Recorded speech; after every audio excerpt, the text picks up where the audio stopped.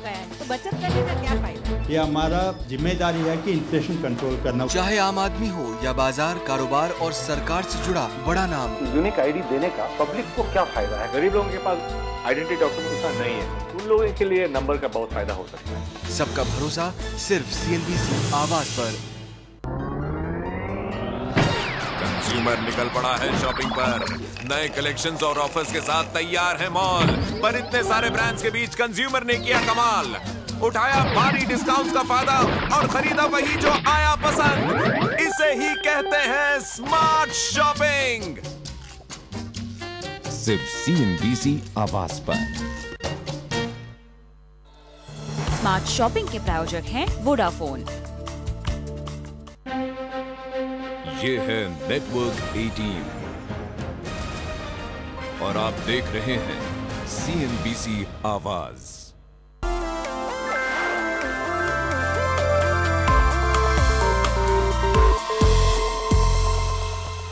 नमस्कार, CNBC आवाज और एंटरप्रेन्योर मैगजीन की पेशकश आवाज एंटरप्रेन्योर में आप सभी का स्वागत है।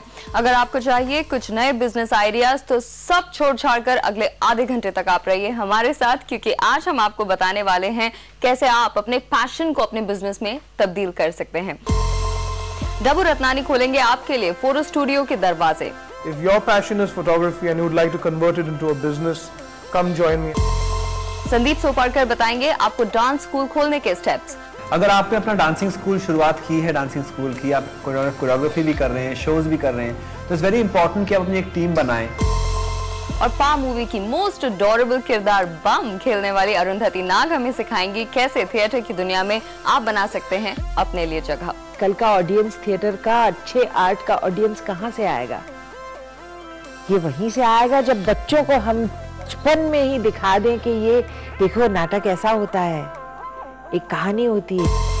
अगर आपको फोटोग्राफी का शौक है तो आप अपना फोटो स्टूडियो खोल सकते हैं। इंडस्ट्री के सबसे जाने माने फोटोग्राफर्स में से एक हैं डब्बू रत्नानी, जो आपको बताएंगे कैसे।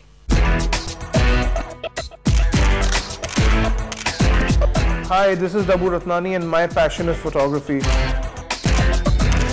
If your passion is photography and you would like to convert it into a business, come join me.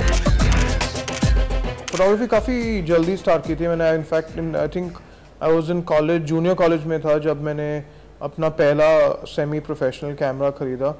I think I was like probably 14-15 when I realise कि मुझे ये फोटोग्राफी बहुत पसंद है, and I thought that I am going to take this as a career at that point. So I started training with a photographer way back in 1990.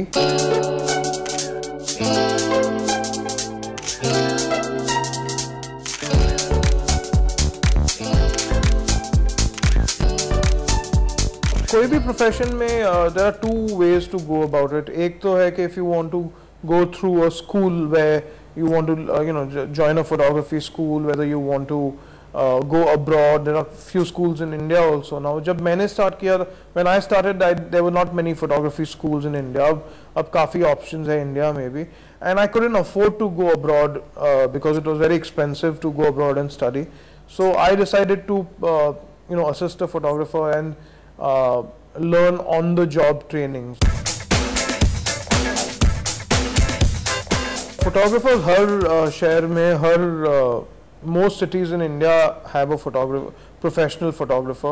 तो ऐसे नहीं कि you will have to assist only a known photographer or you have to assist only a glamour photographer. आप कोई भी photographer जो professional है, जो already काम कर रहा है, आप उसको किसी को भी assist कर सकते हैं। Photography में बहुत genre है, जैसे कि tabletop photography, photojournalism, there is industrial photography, hotel photography. तो पहले you have to decide कि what interests you most. This you can decide क्योंकि depends on the kind of person you are, how social you are, you like to interact with people. I started off with renting studios. काफ़ी studios hire पे मिलते हैं, so जो जिस दिन shoots होते थे उस दिन मैं studio hire करता था, and जिस दिन shoot नहीं होते थे I used to operate from my home.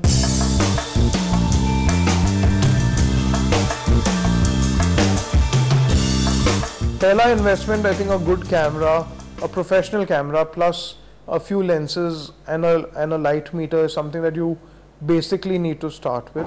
जो minimum cost investment है camera का, I think the cheapest professional camera with one lens I think would be for about 25,000-30,000 rupees, and a really good professional camera with a couple of lenses will cost you about close to about 4-5 lakh rupees. So अगर आपको you want to start with a basic camera, you can start with the low end camera, but lenses जो आप लेते हैं, I think it should be of a good quality. Better if you cannot afford, it's better to go with rental cameras which are available starting from probably 4,000 or 5,000 rupees a day up to 15,000 rupees a day, depending on how many cameras and how many lenses you hire.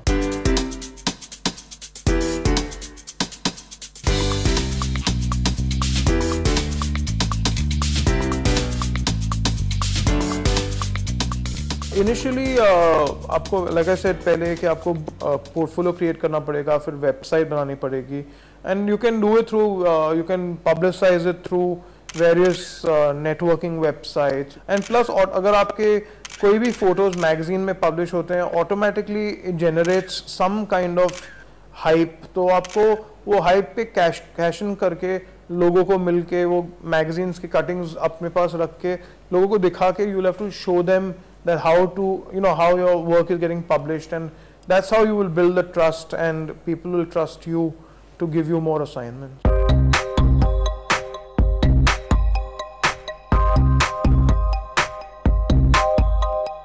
Initially, I think work doesn't flow in easily. Time लगता है थोड़े shoots आने के लिए. तो जो free days है, it is good to you know do a self study of photography, do some portfolios, do some work where आपको invest नहीं करना पड़ेगा. Photographers charge on a daily basis mostly. It is a assignment basis of per day. There are photographers available starting at 5,000 rupees a day, and there are certain photographers even who charge 2.5 lakh rupees a day. If you are good and you are consistent, you will get your work. Otherwise, you know, one day you will realize that आज कुछ काम है ही नहीं. So you have to continuously evolve and keep pushing yourself to the next level. फिलहाल वक्त है एक break का. ब्रेक के बाद संदीप सोपारकर से सीखेंगे कैसे आप शुरू कर सकते हैं अपना डांस स्कूल.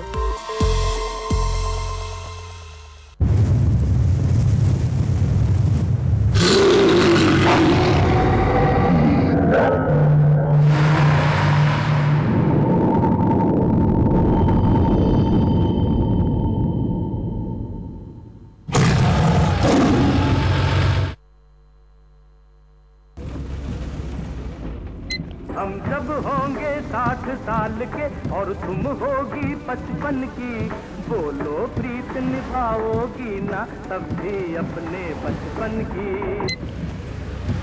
लंबी सी एक गाड़ी में फिर तुमको लेके जाऊंगा, तुम अंदर से देखना बाहर और मैं आइसक्रीम खाऊंगा.